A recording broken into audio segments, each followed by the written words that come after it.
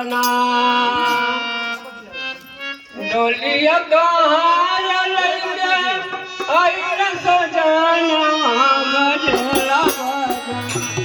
सोना लागे घना गना बजला सोना लागे घना गना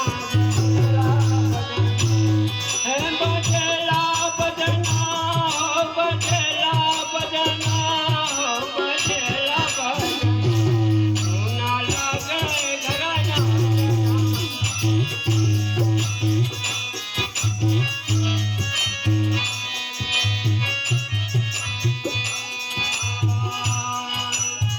चांदन का छवा का बानर से तारिया बजला ओ बजला यागिनी बिछावना बजला यागिनी बिछावना बजला बजला बजना बजला बजना बजला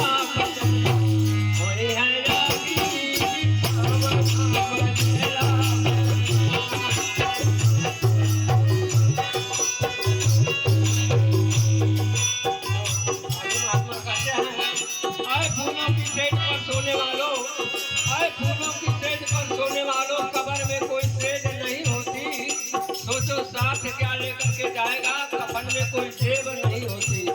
हाँ वही है जागिनी बिछावना बजला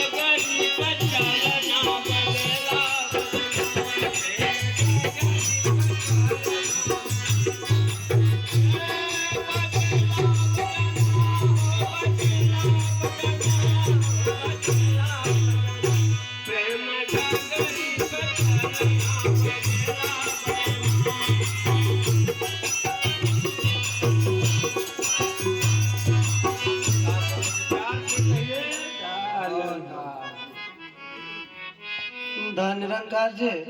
तो दास समर्पित हुआ था। परम सत्कार महात्मा ओबलाल जी के चरणों में आप आशीर्वाद के लिए आ चुके हैं और दास विनती कर रहा महात्मा महेंद्र जी के चरणों में कि आप 100 परिवार